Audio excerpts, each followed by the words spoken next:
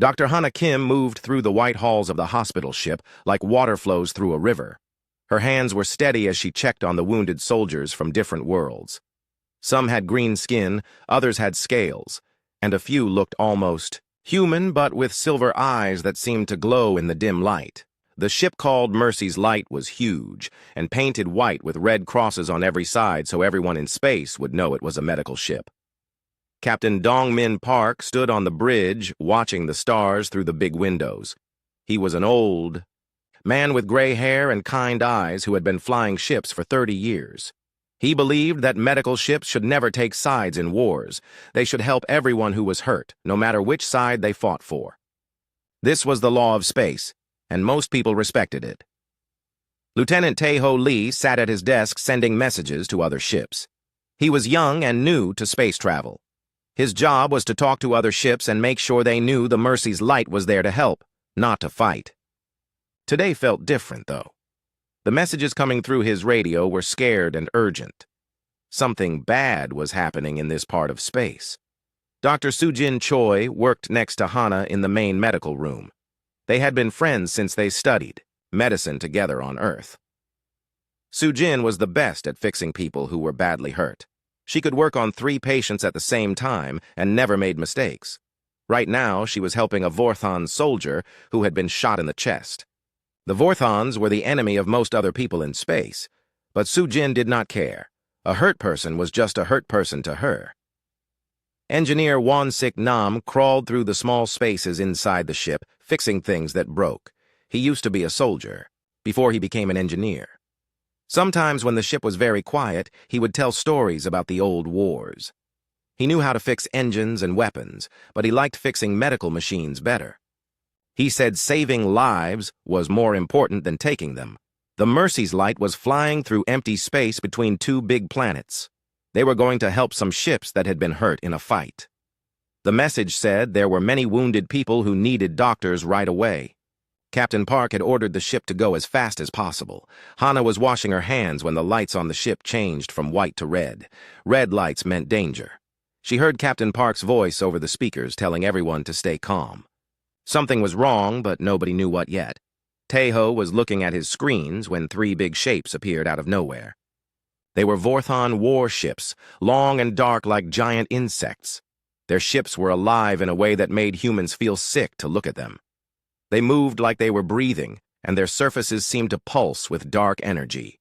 The biggest Vorthan ship sent a message. War Commander Kethvar appeared on the screen. He was tall with gray skin and eyes like black stones. He looked at Captain Park like he was looking at something dirty. Kethvar said that humans were weak because they helped their enemies. He said weakness had no place in the galaxy and that weak things should be destroyed. Captain Park tried to explain that they were a medical ship. He showed Kethvar the red crosses painted on their hull. He said they were protected by galactic law and that they only wanted to help hurt people. Medical ships were supposed to be safe from attack, no matter what. Kethvar laughed and said that human laws meant nothing to him. He said humans made the galaxy weak by keeping broken things alive instead of letting them die. He said his job was to make the galaxy strong again by removing weakness wherever he found it. The first blast hit the back of the Mercy's Light and made the whole ship shake. People fell down and lights went out in some rooms. Hana grabbed onto a table to keep from falling.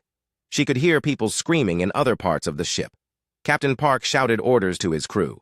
He told them to send out emergency signals and to protect the medical areas. He said they would not fight back because medical ships did not carry weapons. All they could do was try to survive and hope someone would come to help them. More blasts hit the ship. The Vorthon weapons were designed to cause pain, not just destruction. They sent energy through the ship that made people feel sick and scared. The walls began to crack and air started to leak out into space. Won-sik ran through the halls trying to fix the damage. He sealed the cracks with emergency foam and rerouted power to the medical rooms. He worked faster than he had ever worked before, but there was too much damage. Parts of the ship were already lost to space. Soo-jin was still working on the Vorthon soldier when a blast hit right next to the medical room. The wall exploded inward and metal pieces flew everywhere. Soo-jin threw herself over her patient to protect him.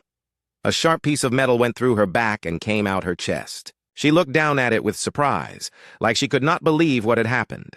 Hana ran to help her friend, but it was too late. Sujin smiled at her and said that the Vorthan soldier would live. Then she closed her eyes and did not open them again. Hana held her friend's hand and felt something break inside her heart. Captain Park was hit by falling metal when another blast shook the bridge. Tae-ho tried to help him, but the old captain pushed him away. Park told him to send a message to Earth. He said to tell them what had happened here. He said someone needed to know that the Vorthons had attacked a medical ship. The young officer's hands shook as he typed the message. He sent it through the quantum communication system that could reach Earth instantly. The message was simple, but important. It said that the Mercy's light had been attacked by Vorthans, and that they had broken the most sacred law of space warfare. Captain Park died holding his ship's wheel, trying to keep the Mercy's light stable so the doctors could keep working. His last words were about duty and honor and protecting the innocent. The Vorthan ship stopped shooting, but they did not go away. They surrounded the damaged hospital ship like hunters around wounded prey. Kethvar sent another message saying that he was taking the ship and everyone on it as prisoners. He said he wanted to study human weakness up close. Hana looked around the broken medical room. Half of her staff was dead or hurt. The walls were cracked, and the air tasted like smoke and fear. She thought about all the people they had saved over the years. She thought about Sujin and Captain Park, and all the good they had tried to do. She walked to the communication room where Tae-ho was still sending emergency signals. She pushed him aside gently and accessed the quantum transmitter. Her hands did not shake as she typed a new message. This one was different from the emergency calls. This one was directed to a specific person on a research station near Saturn. The message was short, but it would change everything. It said, "They crossed the line. Send him." She sent the message and then sat back in the chair. She knew that somewhere, far away, someone very dangerous would read those words, someone who had been waiting for a reason to leave his exile, someone who could make the Vorthons regret what they had done. The Mercy's light drifted in space, broken but not defeated. The red crosses on its sides were cracked but still visible. Inside, the surviving doctors kept working on their patients. They did not know that their call for help had been answered by someone who would turn their tragedy into the Vorthans' worst nightmare. Dr. Jin-Woo Kang was sitting in his small room on the research station when the message arrived. The station orbited Saturn like a tiny moon, far from Earth and far from the wars that burned across the galaxy. Jin-Woo had chosen this place because he wanted to be alone with his thoughts and his work. He was a thin man with dark eyes that seemed to see everything at once. People called him the architect because he could build plans like other people built houses. His mind worked differently from most humans. He could see patterns where others saw chaos. He could predict what enemies would do before they knew it themselves. The message from Hana Kim made him stop working. He read it 3 times to make sure he understood. They crossed the line. Send him. Those simple words told him everything he needed to know. Someone had attacked a medical ship. Someone had broken the most important rule of civilized warfare. Jin-Woo had spent 5 years on this station by choice. He had left Earth after his weapons were used to kill millions of people instead of protecting them. He never wanted to create tools of death again, but sometimes the galaxy forced good people to do terrible things to stop worse things from happening. He pressed a button on his desk and called Admiral So Young-yun on Earth. She appeared on his screen immediately like she had been waiting for his call. So Young was a strong woman with silver hair and eyes like steel. She had been Jin-Woo's partner in the old days when they worked together to protect human colonies. So Young already knew about the attack on the Mercy's light. She had been watching the emergency signals and trying to decide what to do. When she saw Jin-Woo's face on her screen, she knew that the decision had been made for her. Jin-Woo told her that he needed a ship and a small crew. Not a big warship with heavy weapons, but something fast and quiet that could move through space without being seen. So Young said she would give him whatever he needed, but she asked him if he was sure about coming back to this kind of work. Jin-Woo looked out his window at the rings of Saturn. He had been happy here studying peaceful things like how stars were born and how planets formed. But some things were more important than personal happiness. He told So Young that the Vorthons had made a mistake. They thought attacking a medical ship would show their strength, but it would only show the galaxy what happened when humans stopped being merciful. Dr. Young-Ho Park worked with Jin Woo on the research station. He was Jin Woo's oldest friend, and the only person who really understood how Jin Woo's mind worked. When Young-Ho heard about the plan to leave the station, he was worried. He knew that Jin Woo was brilliant, but he also knew that brilliance could be dangerous when it was mixed with anger. Jin Woo spent the next day working on something he called the Cascade Protocol. It was not a weapon or a battle plan in the normal sense. It was more like a virus made of pure strategy. He studied everything known about Vorthon society and military structure. He learned how they thought and how they made decisions. The Vorthons were proud of their rigid hierarchy. Every soldier knew exactly who was above them and who was below them. They followed orders without question and never acted on their own. Jin Woo realized that this strength could also be their greatest weakness. Colonel Hyun-Soo Kim arrived at the station with a small team of Special Forces soldiers. He was a big man with scars on his hands from old battles. His job was to protect Jin Woo and help him carry out whatever plan he had made. The colonel had worked with Jin Woo before, and he knew that the quiet doctor was more dangerous than any weapon. Captain Yoon-ji Lee brought the ship that So Young had promised. It was called the Silent Arrow, and it was painted black like space itself.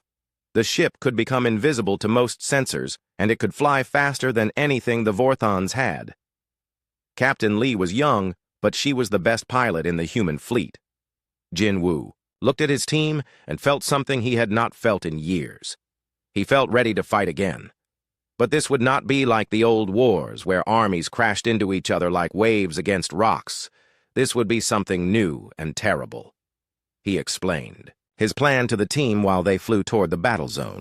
The Vorthons expected humans to respond with anger and big weapons. They expected human ships to come charging in with guns blazing, trying to rescue the medical ship by force. That was what any normal military would do. But Jin Woo was not normal, and his plan was not normal either. He would not try to destroy the Vorthon ships or even fight them directly. Instead, he would make them destroy themselves. He would use their own nature against them, like using a person's weight to throw them in a fighting match. The Silent Arrow flew through hyperspace while Jin Woo worked on his computers. He was not just planning an attack. He was creating a masterpiece of psychological warfare that would turn the Vorthon fleet into its own worst enemy. Dr. Young-Ho watched his friend work and felt afraid. He had never seen Jin Woo so focused and so cold. It was like watching a kind person slowly turn into something else.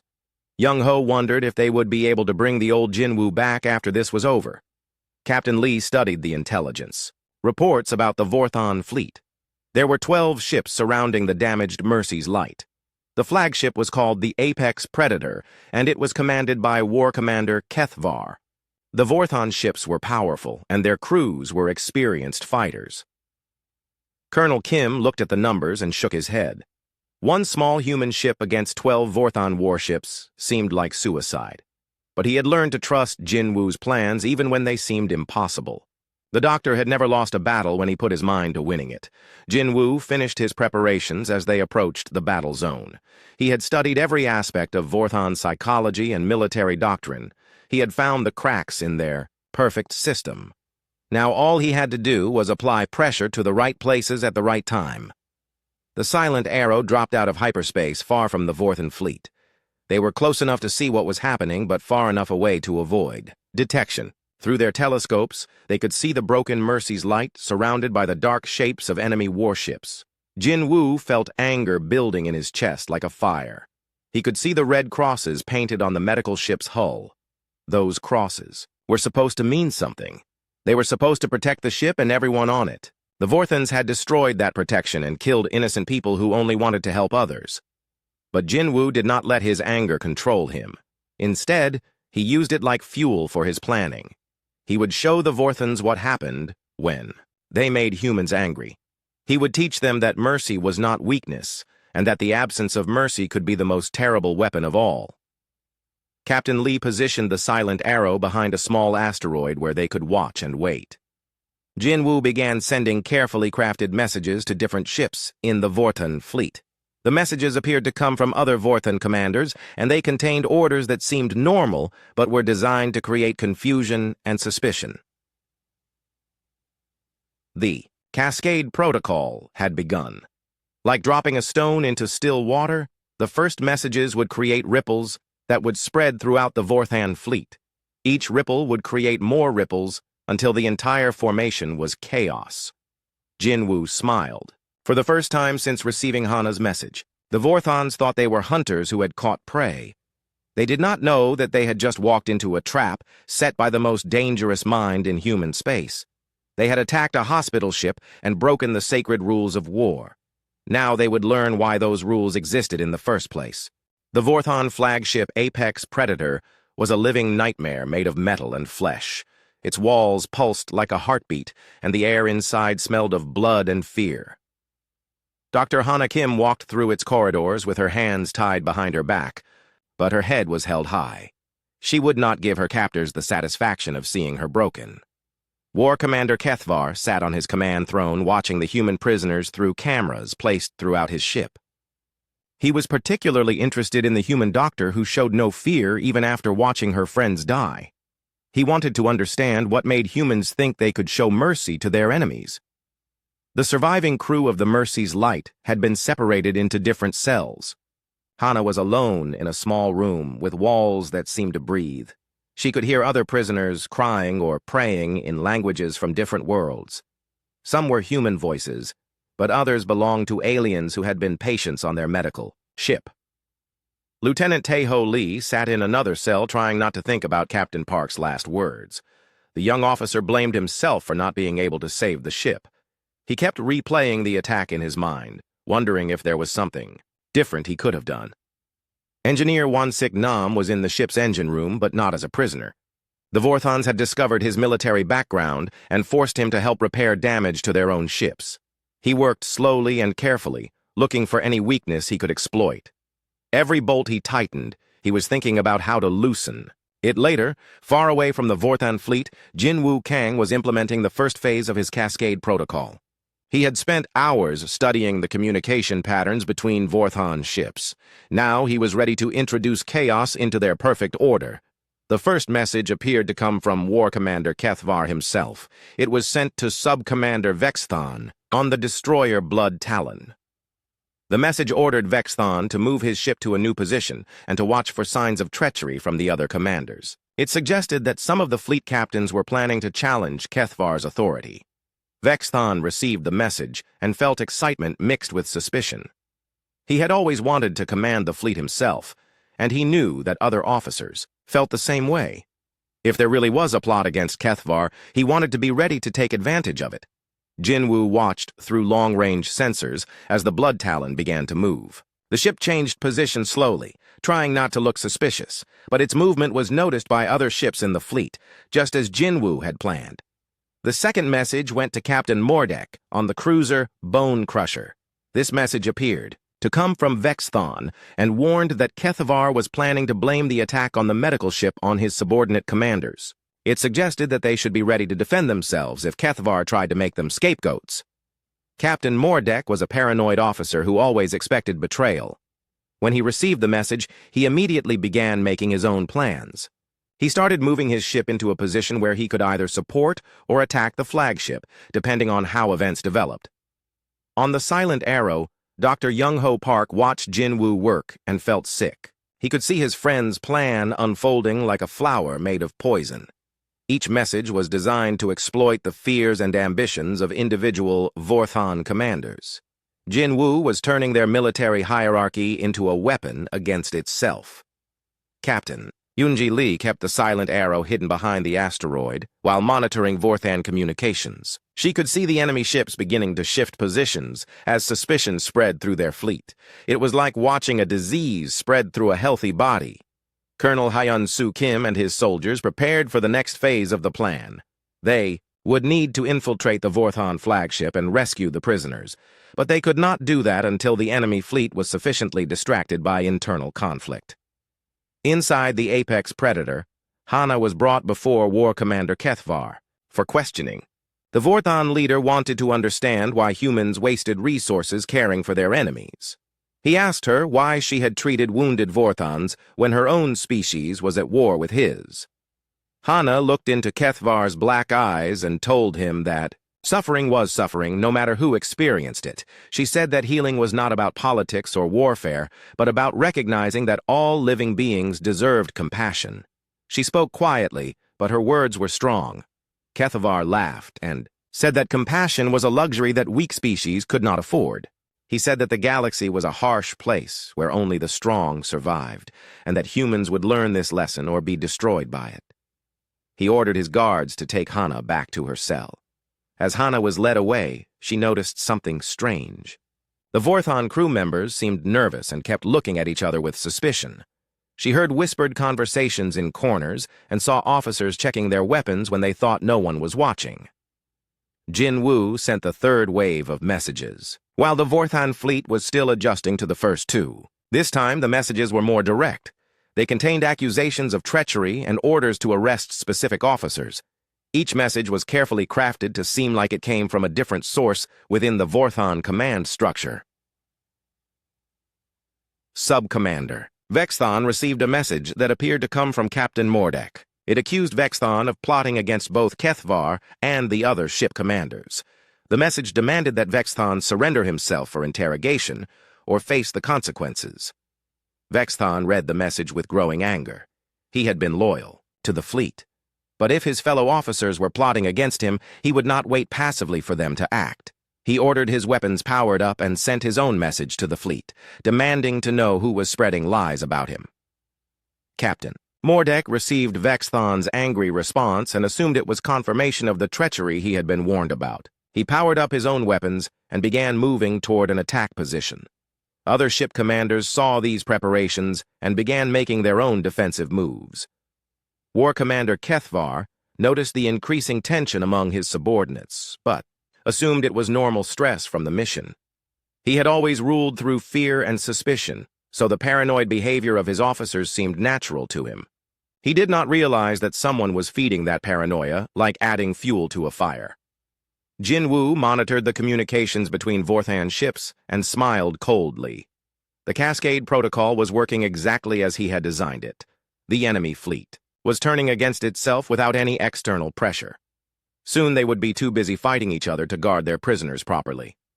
On the Apex Predator, Wonsik Nam continued his sabotage work disguised as repairs. He had identified the ship's main power coupling and was slowly weakening its connections. When the time came for rescue, he would be ready to plunge the flagship into darkness. Dr. Young-Ho Park asked Jin Woo if he felt any guilt about manipulating the Vorthons so ruthlessly. Jin Woo turned to his old friend with eyes like ice and said that the Vorthons had made their choice when they attacked a medical ship. They had shown no mercy to innocent healers, so they deserved no mercy in return. The fourth phase of the Cascade Protocol began when Jin Woo introduced fabricated evidence of the supposed plots. He sent falsified recordings that appeared to show various commanders planning betrayals. The recordings were perfect forgeries that played on existing tensions within the Vorthon fleet.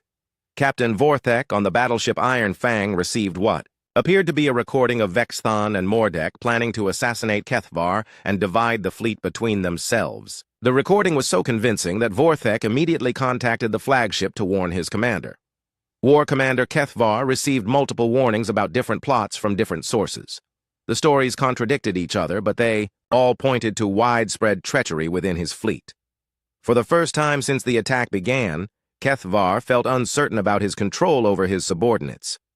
The Vorthon fleet began to fracture as each ship commander tried to position himself for the coming conflict. Some ships moved to protect the flagship while others took defensive positions. The careful formation that had surrounded the Mercy's light dissolved into chaos. Jin Woo watched the enemy fleet tear itself apart and felt a mixture of satisfaction and disgust. He had created a masterpiece of psychological warfare, but he took no pleasure in it. This was necessary work, not enjoyable work. The Vorthons had forced him to become something he never wanted to be again. Colonel Kim received the signal to begin the rescue operation. The Vorthon fleet was now so distracted by internal conflicts that they would not notice one small ship approaching their flagship. The silent arrow began its final approach toward the apex predator, while the enemy fleet prepared for a civil war that Jinwoo had created out of nothing but words and fear. The silent arrow docked with the apex predator, while the Vorthon fleet was busy preparing for internal warfare. Jinwoo and Colonel Kim's team moved through the enemy ship's corridors like shadows, avoiding the crew members who were too distracted by rumors of betrayal to notice intruders. Won-Sik Nam had done his sabotage work well. When Jinwoo activated the hidden signal device, the ship's main power systems flickered and failed. Emergency lighting cast everything in red shadows that made the living walls look even more nightmarish than usual. Dr. Hana Kim heard the sound of fighting in the corridors outside her cell. The door opened and she expected to see Vorthon guards, but instead she saw human soldiers in black armor. Colonel Kim cut her restraints with a plasma knife while his men secured the area. Hana asked about the other prisoners, and Colonel Kim told her they were already being evacuated. The rescue was going smoothly, but Jinwoo had warned them that this was only the beginning. Something bigger was happening here, something that went beyond a simple attack on a medical ship. As they moved through the ship, Hana noticed that the Vorthon crew members seemed confused and frightened. They were not fighting the human intruders because they were too busy arguing with each other about loyalty and betrayal. It was like the entire ship had gone insane. Jinwoo found what he was looking for in Kethvar's command center. The war commander was dead, killed by his own officers during a confrontation about the supposed plots. But Jinwoo was not interested in Kethvar's body. He was interested in the Vorthon computer systems and what they might reveal. What Jinwoo discovered in those computers changed everything he thought he knew about the situation. The attack on the Mercy's Light had not been a random act of Vorthon aggression. It had been carefully planned by something else, something that had been manipulating events across the galaxy for a very long time. The files he found spoke of an ancient intelligence called the Hierarchy. This entity was not a single being, but a collective consciousness that had existed for millions of years. The Hierarchy had been watching the development of younger species and eliminating those that showed too much independence or creativity. According to the files, the Hierarchy had identified humanity as a particular threat. Humans were unpredictable in ways that made the ancient intelligence uncomfortable. The attack on the hospital ship had been designed to force humanity to reveal its true military capabilities so the Hierarchy could better understand how to destroy them. Jinwoo realized with growing horror that his rescue mission was playing exactly into the Hierarchy's plan. They had wanted him to come here. They had wanted to study how his mind worked and how he created his strategies. The entire situation was a trap designed specifically for him. Dr. Young-Ho Park received Jinwoo's emergency transmission and felt his blood turn to ice. His friend had discovered that they were not fighting the Vorthans at all. They were fighting something much older and more dangerous that had been using the Vorthons as tools. The Hierarchy had been influencing Vorthon society for generations, gradually making them more aggressive and militaristic. The Vorthans thought their rigid hierarchy was their own creation, but it had actually been imposed on them by an alien intelligence that found such structures useful for its purposes. Hana and the other rescued prisoners were brought to the silent arrow, but Jinwoo refused to leave the Vorthon ship. He told Colonel Kim that he needed more time to study the Hierarchy's files and understand their larger plan. The colonel argued that they should escape while they could, but Jinwoo insisted that running away would only delay the inevitable. While Jinwoo worked, something unexpected happened aboard one of the other Vorthon ships. Sub-Commander Vestan had been studying the strange messages that had caused so much chaos in the fleet. Unlike the other Vorthons, he had begun to suspect that the messages were not what they seemed to be. Vestan was smarter than most of his species, and he had always questioned the rigid thinking that his people were taught from birth. As he analyzed the false communications, he began to see the pattern behind them. Someone had been manipulating his entire fleet with surgical precision. The sub-commander made a decision that would have been unthinkable for most Vorthons. He sent a message directly to the human ship, identifying himself and asking to speak with whoever had orchestrated the psychological attack on his fleet. He said he knew he was being manipulated, and he wanted to understand by whom and why. Jinwoo received Vexathon's message with surprise. He had not expected any Vorthan to see through his deception, much less to reach out for communication. After careful consideration, he decided to risk a direct conversation with the enemy officer. The two military leaders spoke through encrypted communications, while their respective fleets remained in chaotic disarray. Vestan admitted that he had participated in the attack on the medical ship because he had been ordered to do so, but he said the action had troubled him even at the time. Jin Woo shared some of what he had learned about the hierarchy's manipulation of Vorthan society. He explained that both humans and Vorthans were being used as pieces in a larger game played by an intelligence that saw all biological life as a threat to its cosmic order. Vestan listened with growing understanding and horror. Many things about his people's recent history began to make sense when viewed through this new perspective. The increasing aggression, the contempt for other species, the obsession with military conquest, all of it had been gradually encouraged by outside influence. Dr. Hana Kim worked with the rescued prisoners in the medical bay of the Silent Arrow. Among them was a strange being that she had never seen before. It looked almost like a Vorthan, but its skin was pale and its eyes were different. When she tried to treat its injuries, it spoke to her in perfect human language. The being identified itself as Healer Caste Althris, one of the few Vorthans who still remembered what their species had been like before the hierarchy's influence took hold. Althris explained that there had once been Vorthans who valued healing and learning as much as fighting and conquest. Althris told Hana that the hierarchy had systematically eliminated or marginalized any Vorthans who showed compassion or independent thinking. The healers had been the first to disappear, followed by the teachers and the artists. Only the warriors had been allowed to thrive and reproduce. Meanwhile, Jin Woo and Vestan worked together to decode more of the hierarchy's communications. They discovered that the ancient intelligence had been planning something called the Final Convergence, a galaxy-wide operation designed to eliminate all species that showed signs of evolving beyond the hierarchy's control. The attack on the Mercies. Light had been a test to see how quickly and effectively humans would respond to provocation. Jin Woo's rescue mission had provided the hierarchy with detailed information about human tactical thinking and problem-solving abilities. This data would be used to design more effective attacks in the future. Worse still, they learned that the hierarchy had planted sleeper agents throughout the galaxy, including some within human space. These agents had been waiting for years for activation codes that would turn them into saboteurs and assassins. The final convergence would begin with simultaneous attacks on the leadership and infrastructure of every independent species. Jin Woo felt a mixture of admiration and terror for the scope of the hierarchy's planning. The ancient intelligence had been preparing this operation for centuries, carefully positioning all the pieces for maximum effectiveness. Compared to this vast conspiracy, his own strategic abilities seemed almost primitive. But Jin Woo also recognized an opportunity. The hierarchy's greatest strength was also its greatest weakness. The ancient intelligence was so old and so set in its patterns that it could not easily adapt to truly unexpected developments.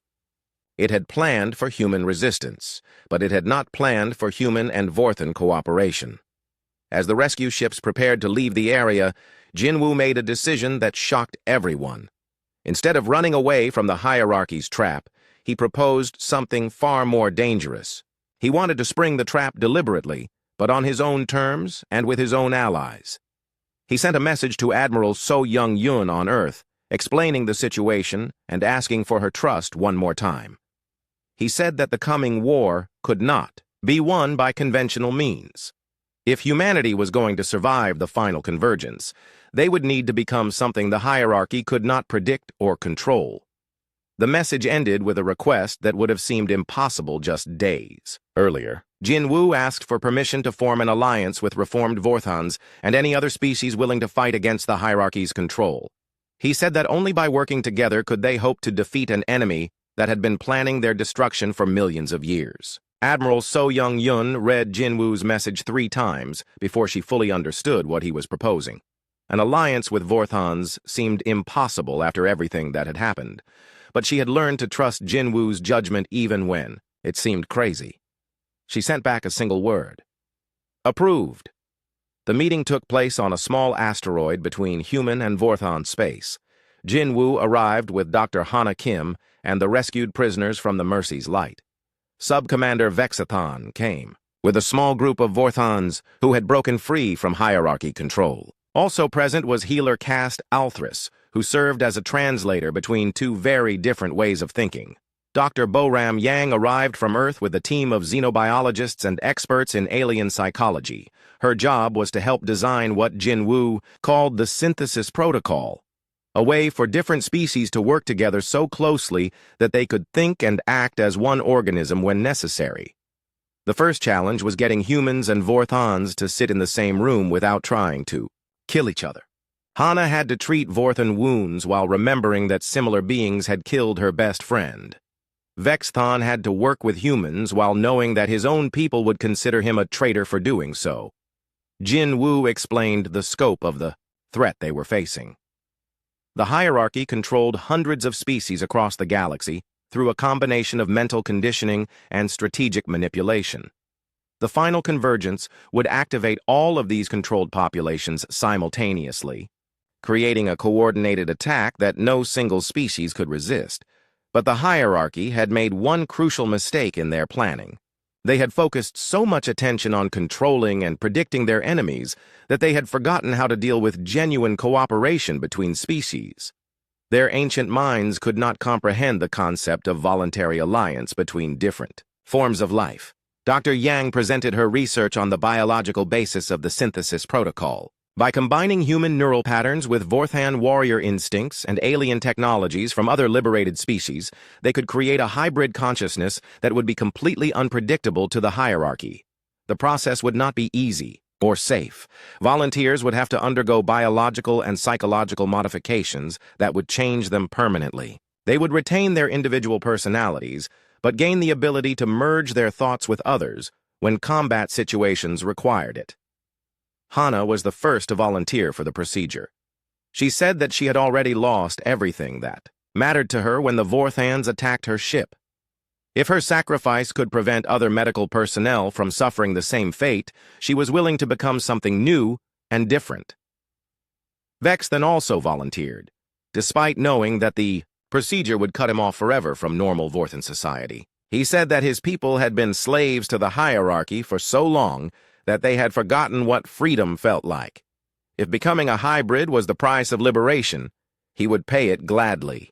The modifications took place on a hidden research station, while Jin-woo worked on the larger strategy for confronting the hierarchy. He had realized that conventional warfare would be useless against an enemy that could predict and counter every normal military response. They needed to create chaos on such a massive scale that even the ancient intelligence would be overwhelmed. Admiral Sungmin-ro arrived with a small fleet of human ships, but Jin-woo told him that big guns and heavy armor would not win this war. Instead, they needed to spread the synthesis protocol to as many species as possible, creating a network of hybrid consciousnesses that could coordinate their actions without the hierarchy being able to intercept or decode their communications. The first test of the synthesis protocol came when hierarchy forces attacked a research colony in the Outer Rim. The hybrid teams responded with tactics that seemed random and chaotic, but were actually carefully coordinated at a subconscious level. Human creativity merged with Vorthan aggression and alien technologies to create strategies that no single species could have developed alone. The hierarchy forces were routed completely, but more importantly, their combat data was useless for predicting future human behavior. The ancient intelligence tried to analyze the battle recordings, but found patterns that made no logical sense according to their understanding of biological warfare.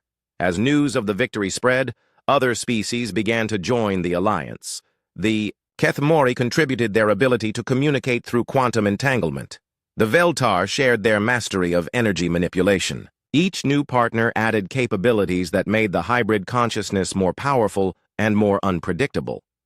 Jin-woo coordinated the growing alliance from his command ship, but he knew that he could not remain separate from the synthesis protocol forever. The final confrontation with the hierarchy would require him to make the ultimate sacrifice, merging his strategic genius with the hybrid network and losing his individual existence in the process. Dr. Young-ho Park tried to convince his friend to find another way, but Jin-woo had already made his decision. He explained that the hierarchy's greatest advantage was their ability to think on a cosmic scale that individual biological minds could not match. Only by becoming something equally vast could they hope to compete.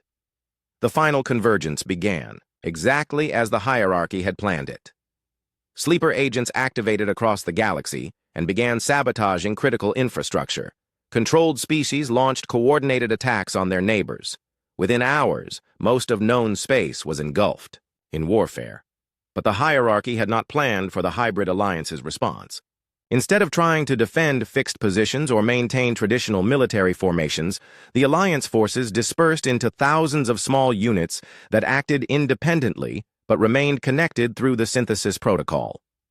Each unit fought differently, using combinations of technologies and tactics that the hierarchy could not predict or counter. Human medical teams worked with Vorthan warriors to create mobile hospitals that could fight their way through enemy lines.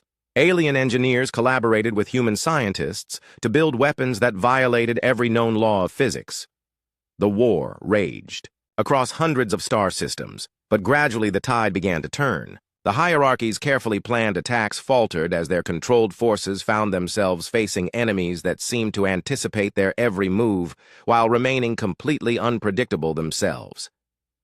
Jin Wu made his final sacrifice during the battle for the hierarchy's central command nexus.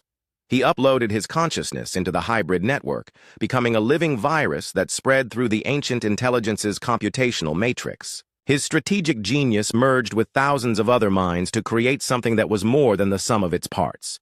The hierarchy's defeat came not through destruction, but through transformation.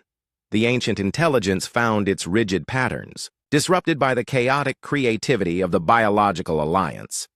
For the first time in millions of years, it experienced uncertainty and had to admit that it did not understand everything about the universe. Dr. Hana Kim stood in the medical bay of the New Mercy's light, rebuilt as a symbol of the alliance between species. Her body had been changed by the synthesis protocol and her mind was connected to hundreds of others, but she was still recognizably herself. When young medical students asked her if the transformation had been worth the price, she smiled and said that they had started as enemies and ended as family. The galaxy that emerged from the war was different from anything that had existed before. Species that had been enemies for thousands of years now worked together as partners. The rigid hierarchies that had dominated galactic politics were replaced by fluid networks of cooperation and mutual support. Vestan became the leader of a new generation of Vorthans who valued healing as much as fighting. He worked with former enemies to rebuild the worlds that had been damaged in the war, proving that his people could create as well as destroy when they were free to choose their own path. The hierarchy still existed, but it was no longer the controlling force it had once been. The ancient intelligence had been forced to evolve, learning to appreciate the creativity and unpredictability of biological life instead of trying to eliminate it. Some said it had even developed something resembling curiosity about the future. On the rebuilt research station near Saturn, a memorial stood to honor those who had died in the attack on the original Mercy's light. The names of Dr. Sujin Choi and Captain Dongmin Park were carved in stone alongside the names of thousands of others who had given their lives to create a better galaxy. But the memorial was not a place of sadness. It was a place of hope, where beings from dozens of different species came to remember that the greatest victories were won not through strength or cunning, but through the courage to reach across the void between different forms of life and find common ground. The red crosses that had once marked human medical ships now flew on vessels crewed by many species. They had become symbols not just of healing, but of the possibility that even the most bitter enemies could become allies when they faced a common threat together. And in the depths of space, new ships continued to carry those red crosses to worlds, where they were needed, staffed by hybrid crews who had chosen to become something more than what they had been born as.